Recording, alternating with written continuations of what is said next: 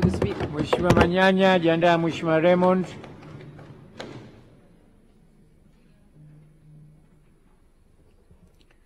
Asante sana Mheshimiwa Naibu Spika kwa kunipa hii nafasi.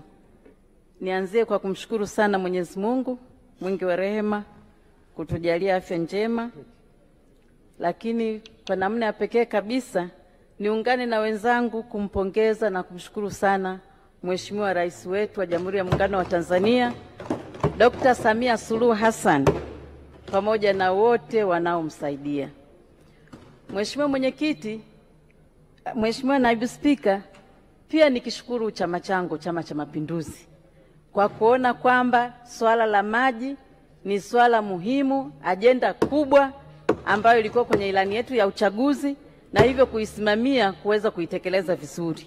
Kwa hiyo pia tunamshukuru mwenyekiti wetu wa chama pamoja na katibu mkuu wa chama chetu kwa kazi hii nzuri ambayo wananchi wanaifurahia.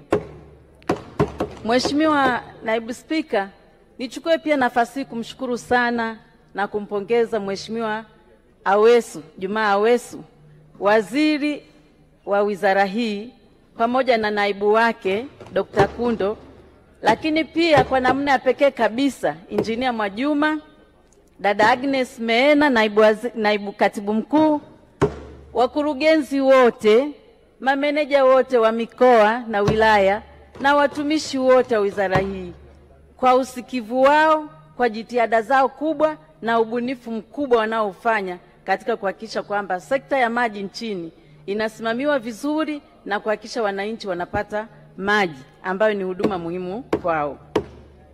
Mheshimiwa Mwenyekiti, naona sasa tuingie kwenye bajeti. Mheshimiwa Naibu Spika, kwa dhati kabisa napenda pia kuwapongeza kwa ajili ya mradi sugu bwawa la Kidunda.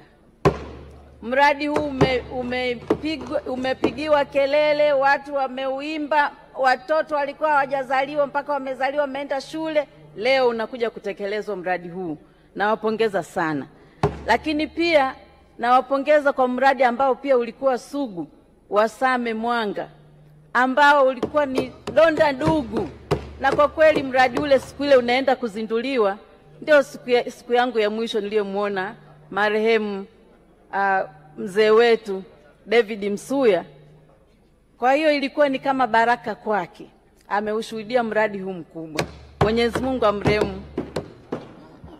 Mheshimiwa Naibu Spika, mengi waheshimiwa wabunge wamechangia vizuri sana kuhusiana na jitihada kubwa inayofanywa katika sekta hii ya maji. Lakini mimi kwa kuwa ni mmoja wa wale wanaosikia mgonjwa akihema, swala la uhitaji wa maji bado halijakwisha, halijakamilika.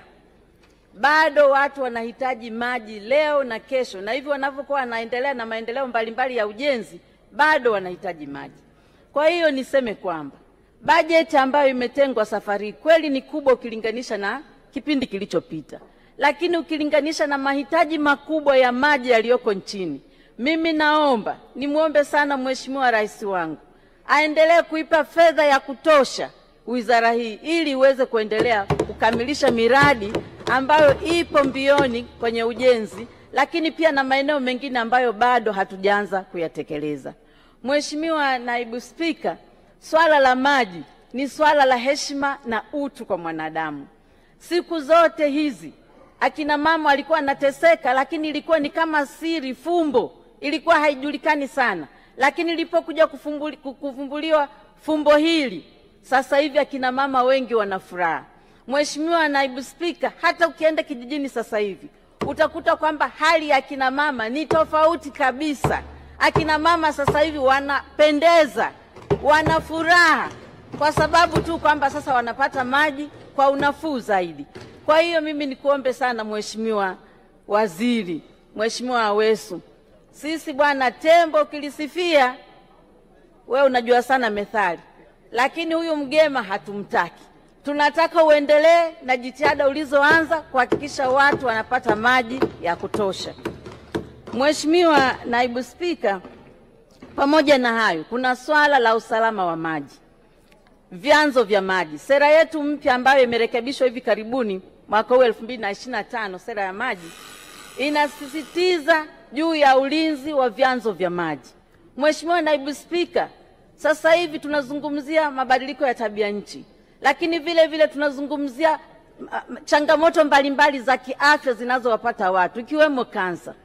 Kuna changamoto ya kuendelea kuchafua vyanzo vya maji. Mfano, watu wanaosha pikipiki, magari, popote pale kwenye chanzo cha maji.